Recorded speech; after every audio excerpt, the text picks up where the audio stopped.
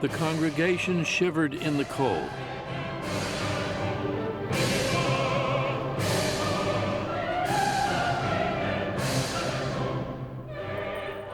Notre Dame echoed with the sounds of 400 musicians and singers.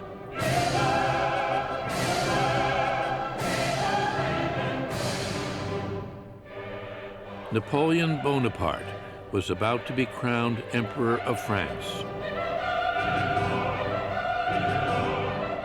If I have any ambition, he said, it is so natural to me, so intimately linked with my existence, that it is like the blood that circulates in my veins.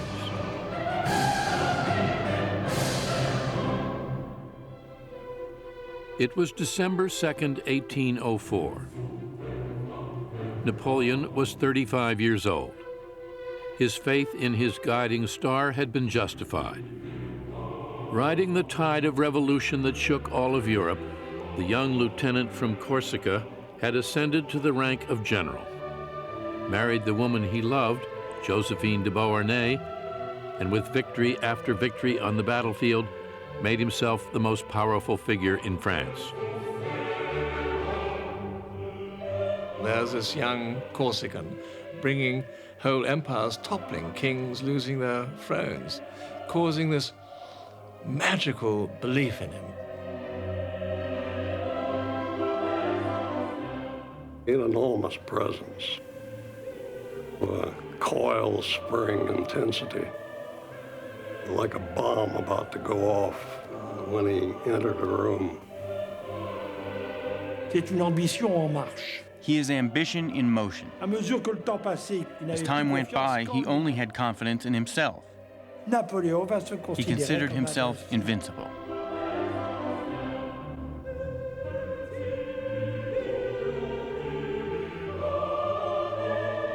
Napoleon mounted the steps to the altar alone.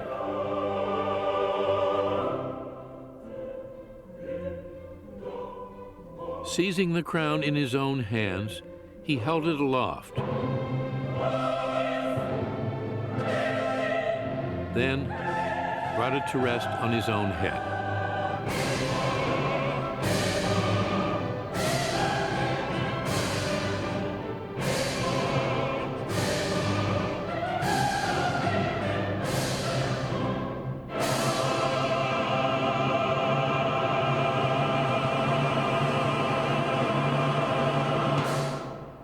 Almost incredible. Little boy from Corsica, quite good at mathematics, nothing more. Father was a clever lawyer, nothing more. Became Emperor of the French. He got the better of them. It's a wonderful story.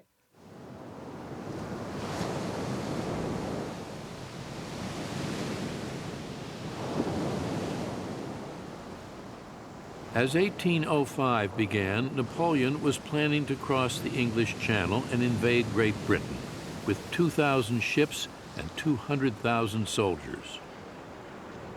The French and British were at war once again, irreconcilable enemies struggling for dominance on the continent of Europe.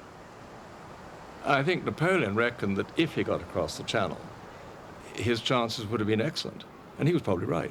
We had no army, we had a pathetic army, and Napoleon seemed to be invincible. As he said, if I am master of the Channel for 6 hours, I will be master of the world. I will take you to London, he told his Empress Josephine. I intend the wife of the modern Caesar to be crowned in Westminster.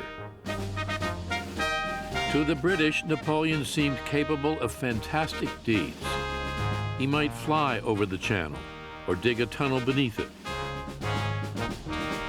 The Bogey Man, or Bony Man as they called him, might be coming any day. We despised him, and the cartoons at the time were incredibly vicious.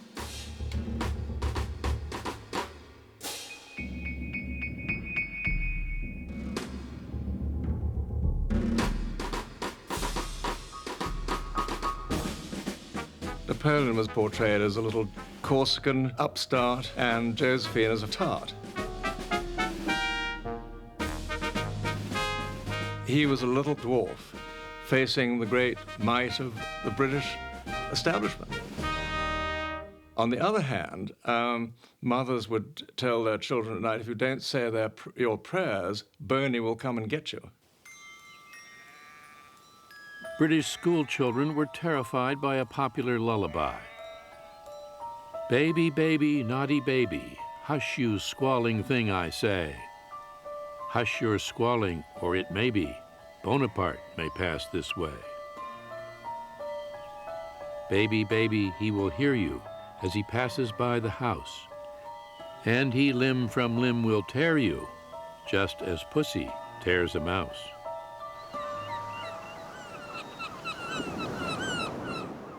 But Napoleon needed ships to carry his men across the Channel, and his fleet was no match for the British, the most powerful maritime force in the world. The Royal Navy was always there, and Napoleon says at one point, in despair, wherever I went, I always found the Royal Navy. And by August of 1805, he realized that the invasion of England was just not on.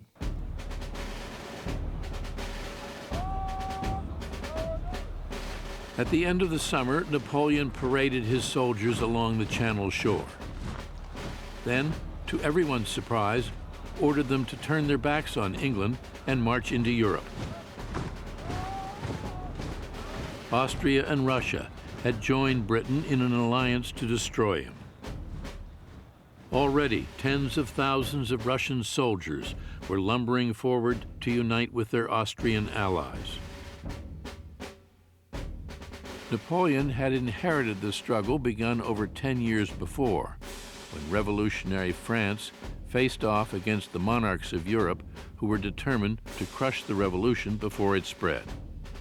Napoleon inherited this extraordinary dynamism left over from the French Revolution. Everybody who had a crowned head, they thought, well, you know, what happened to Louis XVI might happen to him. Napoleon represents the revolution and the expansion of the revolution. Not only the territorial expansion, but the expansion of revolutionary ideas. Napoleon goes into Europe with his bayonets, but also with the civil code.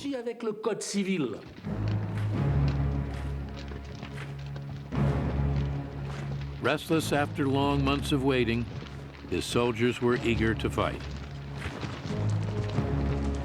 They were superbly disciplined, hardened veterans of the wars in Italy and the Rhineland. Napoleon called them La Grande Armée, the Great Army. He's got a bunch of the toughest, hammered down, ironed out roughnecks you ever saw, from generals down to buck privates. And he just sick 'em, boys. They were the most feared men on the continent. They could begin marching well before dawn, and with little rest, continue until nightfall. The emperor has discovered a new way of waging war, one soldier said. He makes use of our legs instead of our bayonets. Imagine yourself carrying between 40 and 60 pounds of rations and musket and cartridges. Most of them were farmers' boys. Grown up used to misery and walking and working from day to night. And these men would march something like 30 miles in a day. They'd march for 4 hours and stop, and then march another 3 or 4 hours and then stop again. And they would forage as they went. I mean, they don't have to worry about these big supply trains behind them.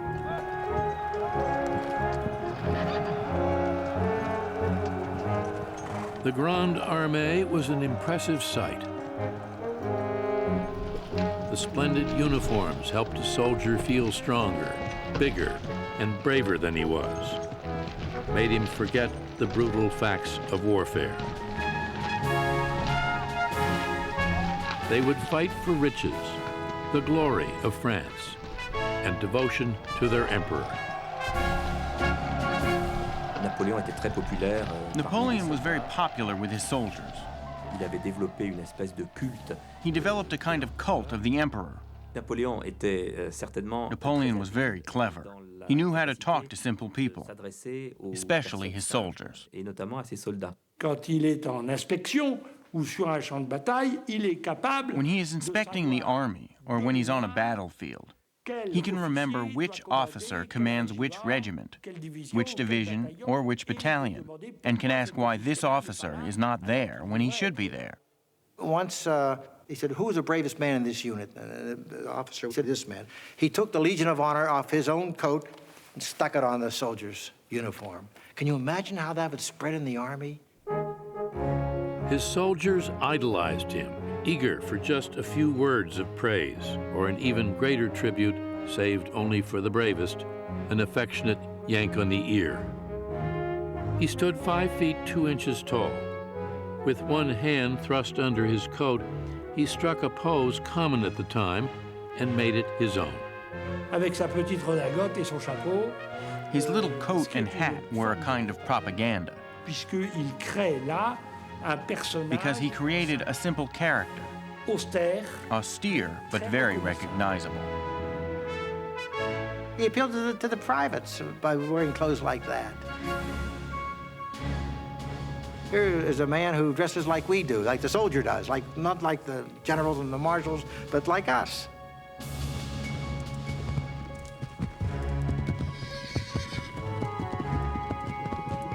Napoleon drove his men hard, but he drove no one harder than himself. He could ride for 10 hours at a stretch, often eating lunch on horseback. He slept in a tent or under the stars, lying down on his camp bed at 8 and rising after only a few hours' sleep, to spend the rest of the night studying reports and issuing orders. He still found time to write Josephine, reminding her of his love and showering her with kisses everywhere.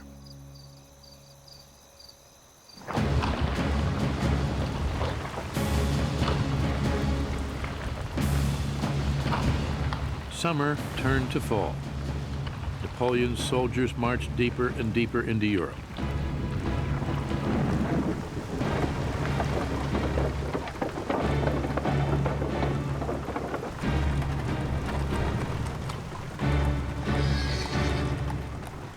Waiting were 2 enemy armies that outnumbered them almost 2 to 1. The Russians and Austrians planned to defeat the French by sheer force of numbers. The Russians and the Austrians thought that they would lick him. They were quite convinced that once they got him in the center of Europe, they would finish him off. But Napoleon saw at once the flaw in the Allied strategy. Their forces were widely dispersed across the continent. By moving quickly, he could strike at the Austrians before the Russians arrived. Well, he will swing in across Germany and cut off the leading Austrian forces. His plan is just hit first, hit with massed forces, and catch these boys before they can all link up. In less than 6 weeks, the French reached the Danube, catching the Austrian army of General Karl Mack by surprise.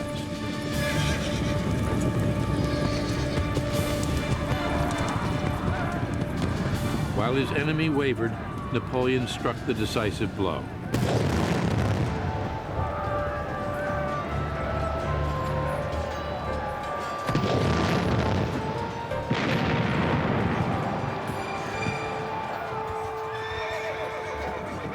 He comes down behind him, and any sensible general would have run. But the Austrian general there, Mack, decided he'd make a fight for it. And so he held his position. Napoleon just whipped his army around him and isolated him and forced him into surrender just in a matter of days.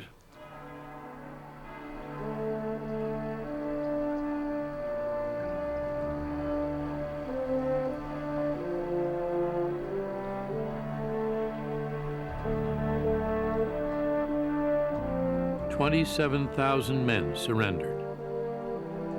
Mack had lost almost his entire army.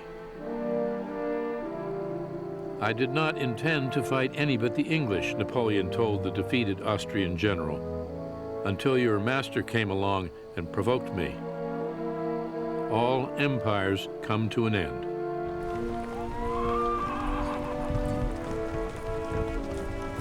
Now, nothing stood between Napoleon and Vienna. I have been rather overdone, my good Josephine. 8 days spent in soaking rain and with cold feet have told on me a little. But I have accomplished my object. I have destroyed the Austrian army by simply marching. Napoleon, having moved at this great speed, 200,000 men marching 500 miles in 40 days. So there he has already, he's defeated half the Austrian army.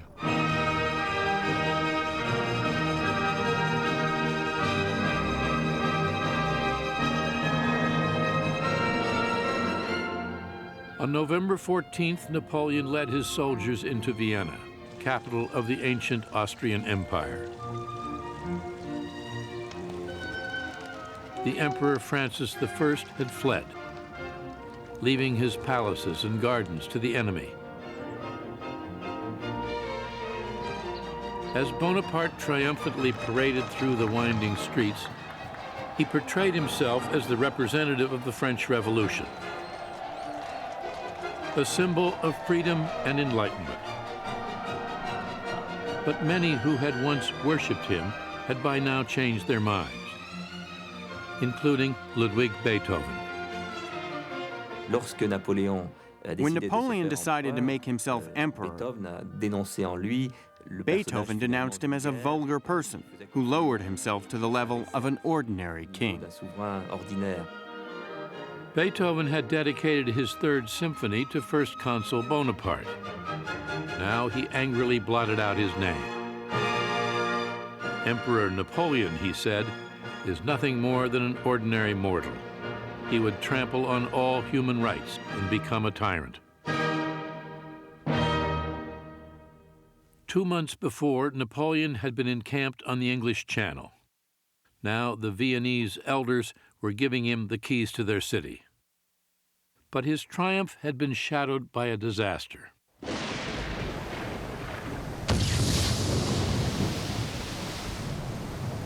On October 21st, the British Admiral Horatio Nelson had caught a French fleet at Trafalgar and utterly destroyed it, at the cost of his own life. Great Britain had lost its greatest sailor. But never again would the French challenge the might of the British Navy. Napoleon no longer had a fleet he could count on, and now in December 1805, the Grand Army itself was in danger. Although Napoleon had crippled the Austrian army and driven the emperor from Vienna, his conquest threatened to become his undoing. It is winter, it is December, it is cold. He's surrounded by a hostile population. The Russians are coming to help the Austrians. His troops are dwindling in number and in supplies. He was almost 1,000 miles from Paris. All of Europe had become a deadly trap. He was deep in the center of the continent. Prussia was now threatening to declare war. And on November 22nd, the Russian and Austrian armies finally united in a single fighting force, 90,000 allies against 75,000 Frenchmen. You might say any sensible man would have stopped and perhaps done a deal with the Russians and the Austrians. He really had two choices, either to go back or go forward. Napoleon would never go back. So he thought, one more battle.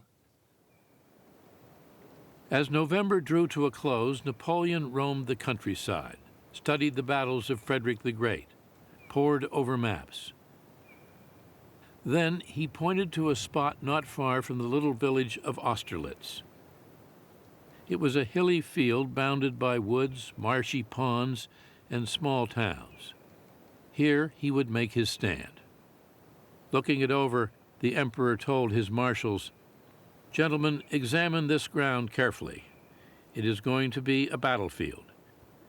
You will have a part to play upon it. 70,000 Russian soldiers would have a part to play too. Commanded by the Tsar himself, Alexander I.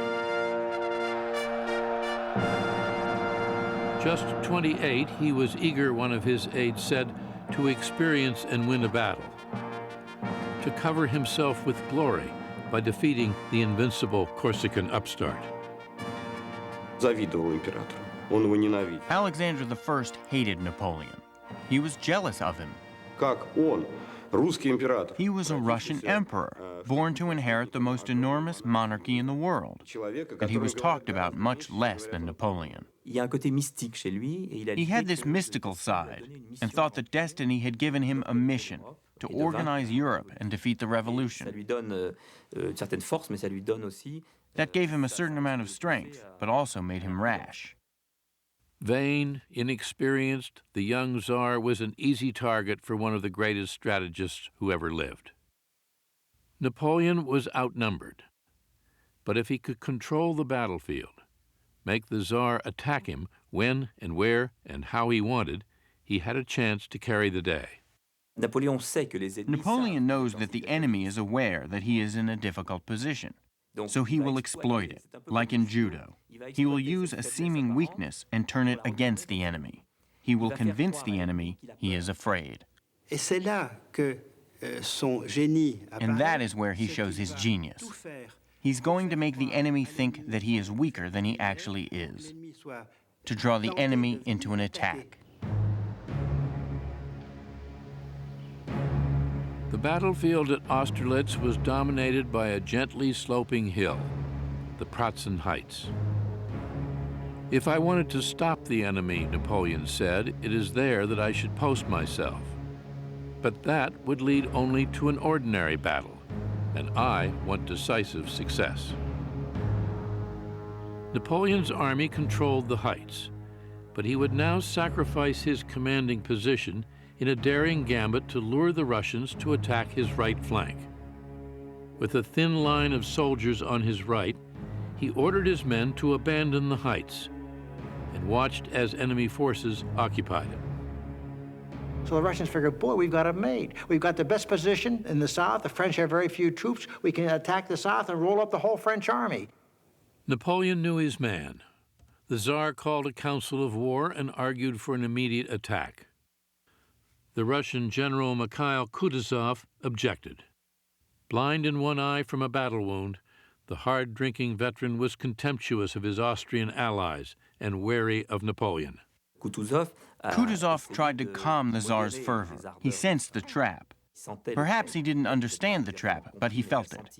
He was an old fox. He advised Alexander to wait, but Alexander found this unacceptable. He was a young Russian Tsar. He had more men than Napoleon, and he couldn't accept the idea that Napoleon had not been conquered. He was also surrounded by young soldiers from the most aristocratic families in Russia, who said Napoleon must be crushed right away. They felt Napoleon was afraid of them and they should attack at once. The logic of their battle plan was correct, but they forgot who they were up against.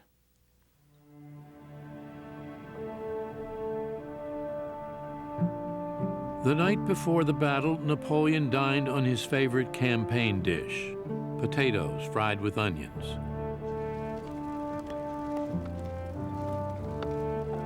All across the French camp, his soldiers settled into their evening chores.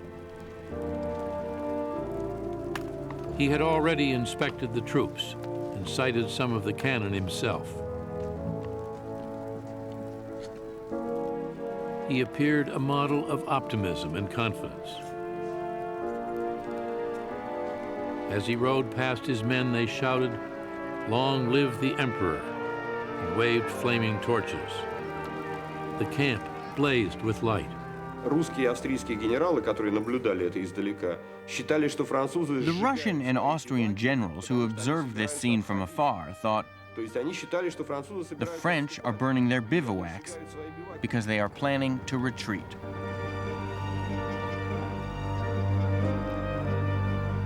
It was December 2nd, 1805, the first anniversary of his coronation.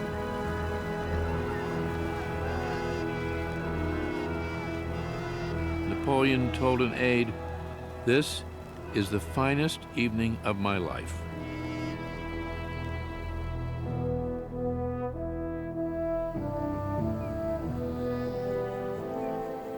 Daybreak came with an impenetrable fog. The top of the Pratzen Heights floated like an island above the sea of mist.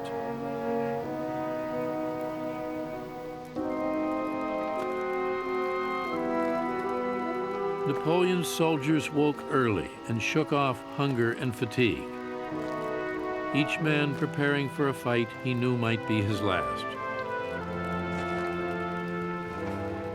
The main killer was probably the artillery. You were just blown apart, ripped apart, or had a neat hole put through you. Coming in close, when it did get to bayonet fighting, why, it was usually pretty deadly, more killed than wounded.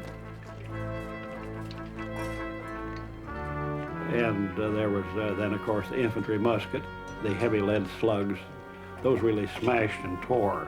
Modern rifle bullet punches a neat hole, but these things just ripped, and they shatter bones and take out whole sections of the flesh.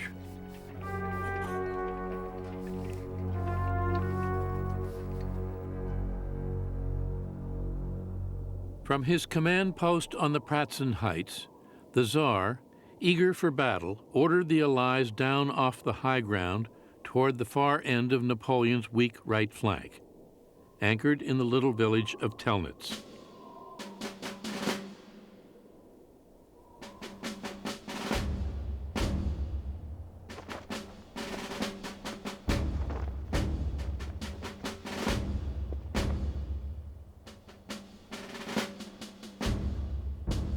Napoleon had a surprise waiting for them. 2 divisions of soldiers he had summoned from Vienna. They had covered the 70 miles in only 2 days. Napoleon had put reinforcements where they were least expected, and faster than anyone thought possible.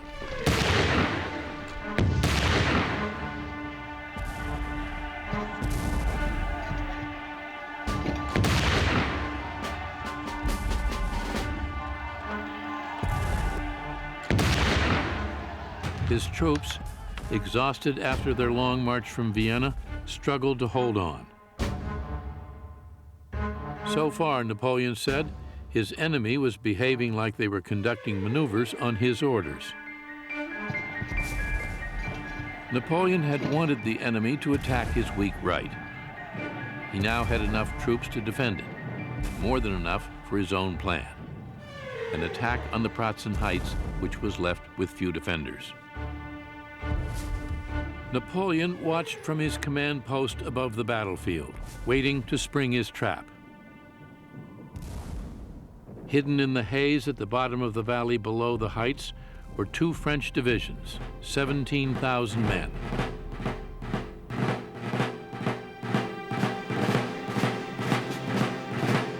Napoleon gave the order to advance. One sharp blow, he said, and the war is over. The fog was so dense the French soldiers could barely see 10 paces in front of them. As the sun began to rise, Napoleon's army appeared out of the mist.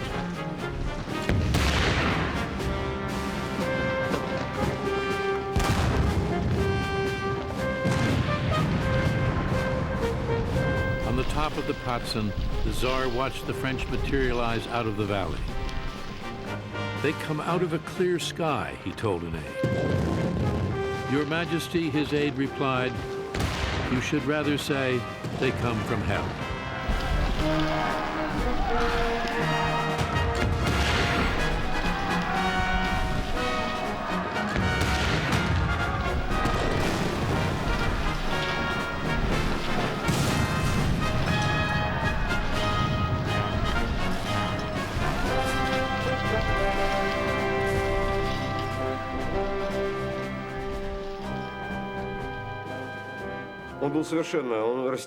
Alexander didn't know what to do.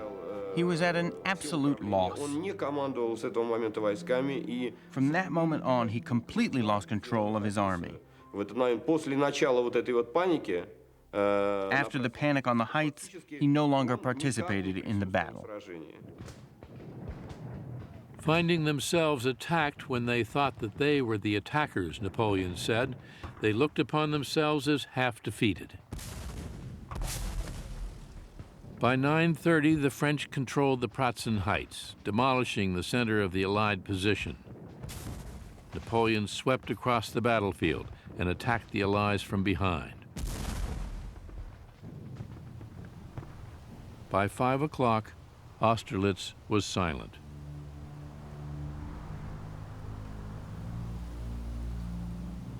"9,000 Frenchmen were killed or wounded, along with 16,000 Russians and Austrians.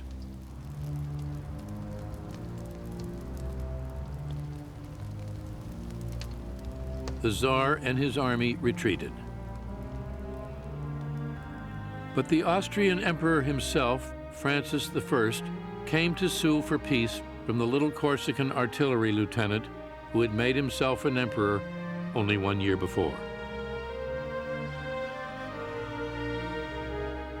"A battle was fought today," Francis wrote his wife, "which did not turn out very well." Napoleon wrote Josephine, "I have defeated the Russian and Austrian army commanded by the two emperors. I am a little tired. I embrace you." Napoléon est en fait un artiste. Napoleon was actually an artist. Et la chose militaire a toujours été traitée par lui. And he always treated military campaigns as an art. Donc, il invente. He creates a situation, or a situation is imposed upon him by events. He thinks, and he finds a solution. He loves war, there's no doubt about that, but he loves war as an art. Austerlitz had raised Napoleon's star to new heights. He had won his greatest victory, the victory of which he would always be the proudest. "Soldiers," he said, "I am pleased with you. You have decorated your eagles with an immortal glory. You will be greeted with joy, and it will be enough for you to say, 'I was at the Battle of Austerlitz,' for people to reply, 'There goes a brave man.'"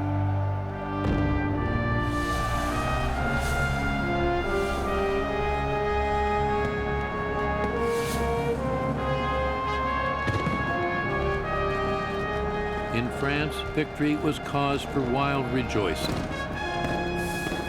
Peace seemed at last assured.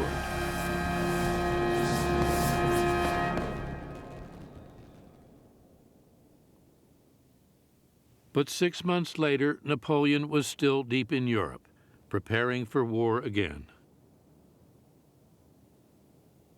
Among the established sovereigns, he said, war aims never go beyond possession of a province or a fortress. With me, the stake is always my existence, and that of the whole empire. Conquest alone made me what I am. Conquest alone can keep me there. Alarmed by France's growing power, now the Prussians challenged him. Napoleon made short work of them. The idea that Prussia could take the field against me by herself, he said, seems so ridiculous that it does not merit discussion. In less than 3 weeks, he brought the Prussians to their knees, taking 140,000 prisoners, leaving 25,000 dead or wounded. The might of the Prussian army had been entirely crushed.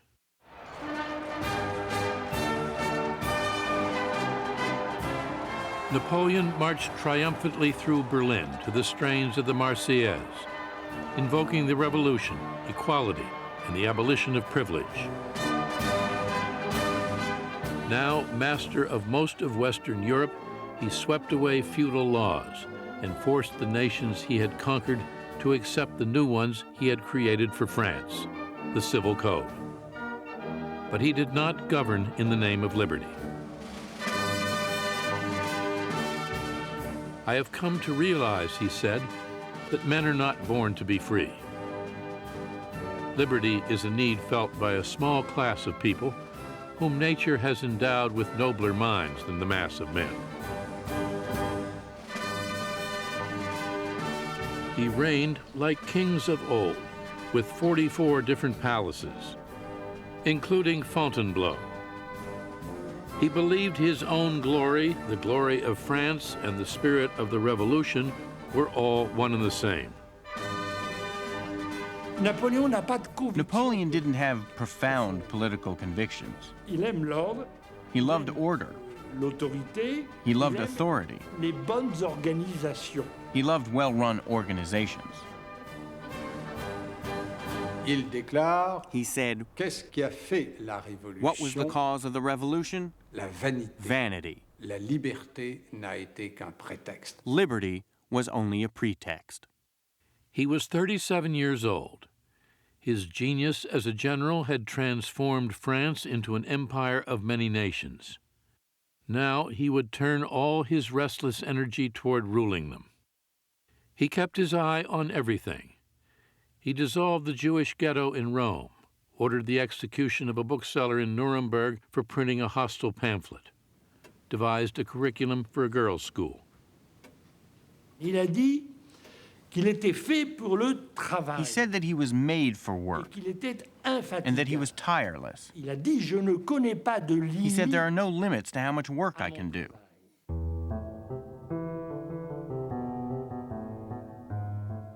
La journée de Napoléon est une journée remplie 24 heures sur 24.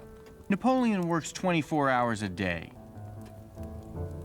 Il n'a pas besoin de beaucoup de sommeil et surtout, He does not need a lot of sleep, dormir. and he has the faculty to sleep for small periods of time. Il dormait à volonté. He slept whenever he wanted, just sitting on a chair for 5 or 10 minutes. C'était sa grande force. That was his great strength. Il commandait même au sommeil. He commanded even sleep. He commanded everything. Napoléon sait à tout moment l'état. Napoleon always knows the state of his finances, the state of his administration, and the state of his army. Rien ne lui échappe. Nothing escapes him, and he practically never delegates. Jamais. Il gérait les plus infimes détails et He managed the tiniest details. He intervened in administrative issues affecting the whole empire. Il a une fabuleuse mémoire. He has a fabulous memory. He understands everything very quickly.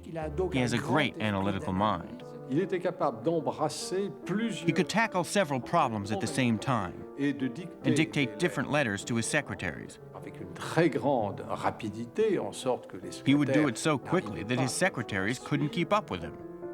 You can dictate 125 letters in one day. Some dealing with the organization of government, some dealing with the number of buttons on a coat, some dealing with the organization of artillery. All this in one day. Les moments de détente de Napoleon's Napoléon moments of sont- relaxation are very short. Napoléon aime les bains chauds. He loves et hot son baths valet-de-chambre and orders his valet to spray him with cologne water. Napoléon faisait Napoleon un likes to use a lot of cologne water. Cologne. Il se brossait les dents. He would brush avec his teeth soin. with care. Pas de dentifrice There was à no l'époque, toothpaste mais at the il se time, but he brossait would les do dents. it very Il carefully. était très soigneux. He took very de good sa care of personne. himself. Fine food bored him. He preferred chicken cooked in almost any kind of sauce and macaroni with Parmesan cheese. C'était pas un gastronome, certainement pas. He was certainly not a gourmet. He didn't care what he ate, and he ate very quickly. Les repas ne- His dinners lasted 15 or 20 minutes, while at the time, people took 2.5 hours to eat. Like a good Corsican family man, he made his brothers and sisters royalty. Louis became King of Holland, Joseph, King of Naples, Jerome, King of Westphalia. I need my family to stabilize my dynasty, he said. If I distributed thrones according to merit, I should have made different choices.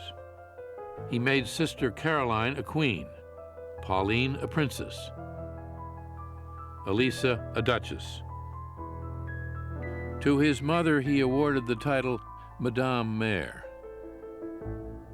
Napoléon aura toujours beaucoup. Napoleon always had a lot of respect for his mother. Il sera toujours le fils de sa He mère. always remained his mother's child, even when emperor. C'était une femme qui avait été très étonnée par la She réussite was amazed by the success of her son, et qui avait peur que and she was les choses- afraid it wouldn't last.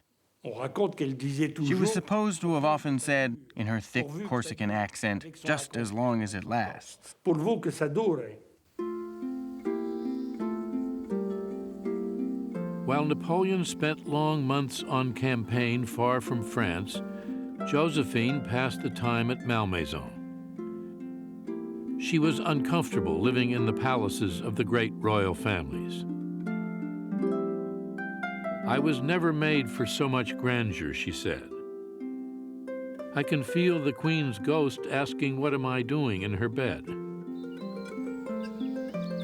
Malmaison was Josephine's refuge.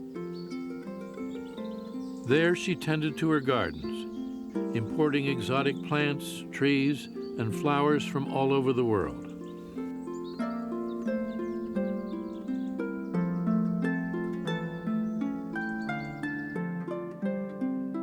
Although Napoleon was no longer the inexperienced youth, intoxicated by her erotic charms, he remained deeply attached to her.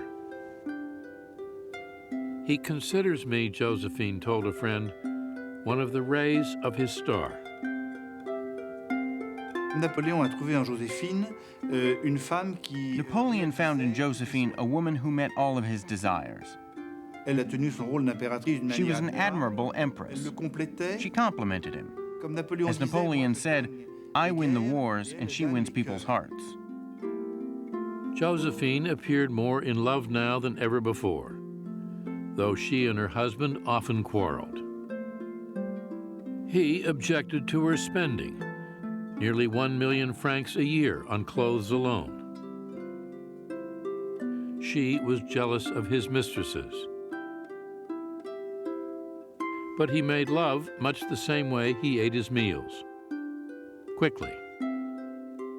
My mistresses, he said, do not in the least engage my feelings. Power is my mistress. He could not understand why Josephine was upset. She takes things far too seriously, he said. She is always afraid that I shall fall deeply in love. Can she not understand that love is not for me? On a l'impression qu'il n'avait You pas get the impression personnellement that he didn't beaucoup de have besoins many sexuels, sexual needs. et qu'en tout cas, In any case, the lovers he did have, he had them because it was the thing to do. It was only normal for a sovereign to have lovers. Ce n'était que des aventures. They were just passing relationships, and Josephine made more out of them than she should have. Mais finalement, In the avec le end, temps, over créé time, une réelle complicité, un they amour, created a real assez partnership. fou, mais quand même, ils s'étaient élevés ensemble. They had risen to the heights together. Si Joséphine lui avait donné un enfant, il aurait été l'homme le plus heureux. If Josephine had given him a son, he would have been the happiest man in the world.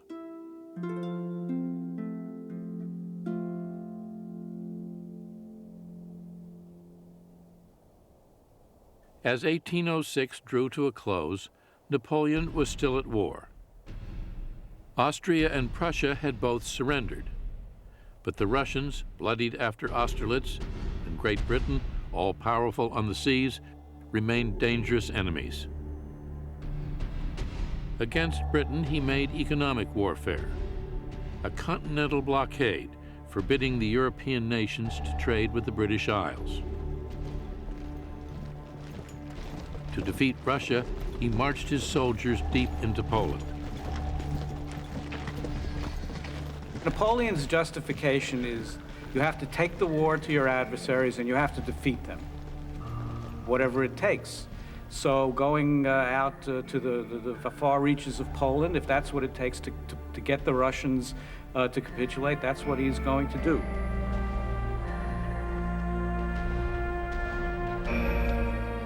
Napoleon was in Warsaw when he was stunned by the news of a surprise Russian attack.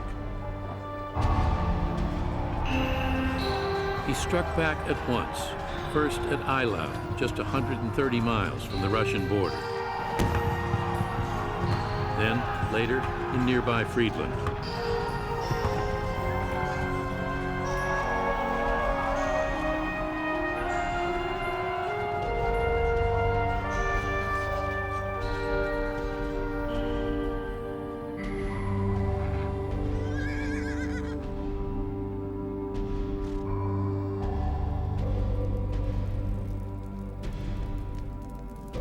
The carnage in both battles was terrible.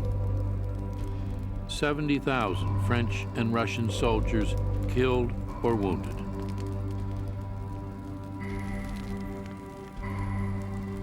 It is not combat anymore, a Russian general wrote the Tsar. It is butchery. Napoleon's army was torn and bloody. The Tsar's army was in ruins. Alexander puzzled over what to do next. When Alexander I was thinking about what to do after the Battle of Friedland, his brother Constantine said, "Sire, if you are considering fighting the French, you might as well give each soldier a gun and let him put a bullet in his head. The result will be the same."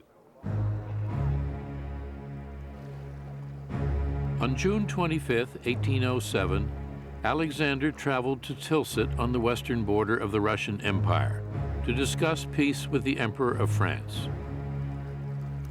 To signify their equal status, they met on a raft moored precisely in the center of the Niemen River, the boundary between Russia and Europe. When the Tsar met Napoleon, he had one goal in mind: to find a peaceful solution that would benefit him. And the first thing he said to Napoleon in French was, "Sir,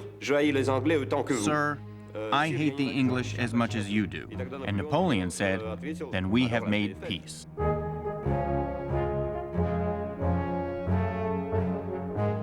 Napoleon's peace terms were generous. He demanded no Russian territory at all. In return, the Tsar agreed to become France's ally, to join the continental blockade and refuse to trade with Britain. Napoleon wanted to have this alliance very much, and he was prepared to sacrifice for it. The alliance of Russia and France, two great empires, would force the British to make peace. Finally, there would be peace in Europe.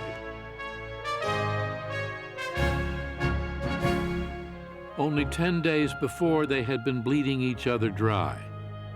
Now the two old enemies were acting like old friends. The Tsar and Napoleon spent long hours together, inspecting each other's armies, awarding medals to soldiers on both sides. After 2 weeks, the two men seemed to have grown genuinely fond of one another. Napoleon was charmed by Alexander, describing him as especially handsome, like a hero with all the graces of an amiable Parisian. The Tsar, in turn, seemed in awe of Napoleon and his sheer power. As they said goodbye, Napoleon was convinced he had turned the Tsar into a friend and ally. He tries to seduce Alexander. He tries to please him. He pays him a lot of compliments. Napoleon is a great seducer. If Alexander were a woman, he wrote Josephine, I would make him my mistress. This was Napoleon's biggest mistake. He thought he actually did charm Alexander. What Napoleon didn't understand was that Alexander would never stick to their agreement. But for Napoleon, the Tilsit peace seemed to be his finest moment, for him and for his empire. He came back to Paris in July 1807 to a huge celebration.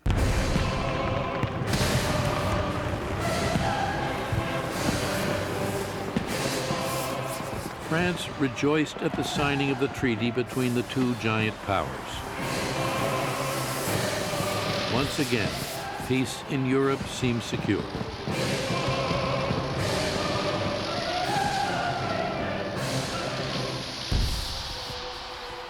In 1807, Napoleon's empire stretched from the Atlantic coast to the steppes of Russia, from the North Sea to the Mediterranean. He ruled over 70 million people, French, Italians, Dutch, Germans, Poles. There had been no greater empire since the days of Rome. Flushed with the pride of power, he dreamed of uniting all of Europe under French rule. The defeat of Russia and Prussia was so spectacular. Napoleon was stunned by the success. He'd never visualized such success. And he began to think, my God, I can do anything.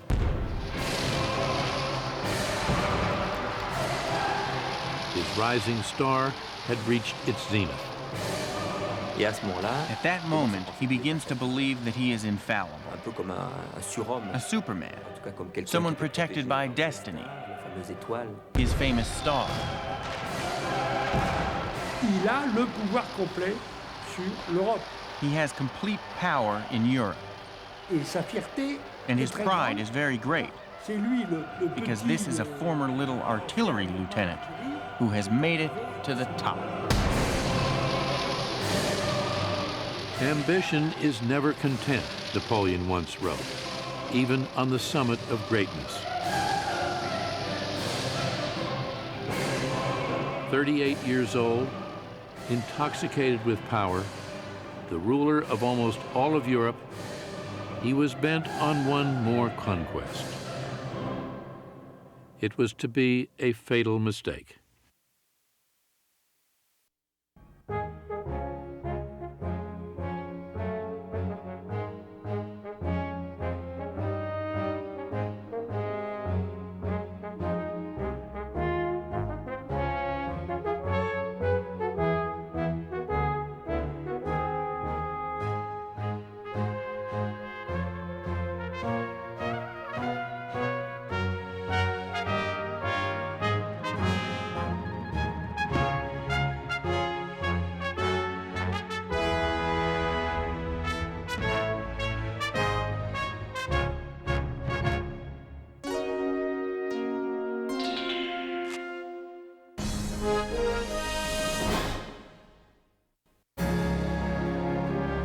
This program has been made possible by a grant from the National Endowment for the Humanities and by contributions to your PBS station from viewers like you. Thank you.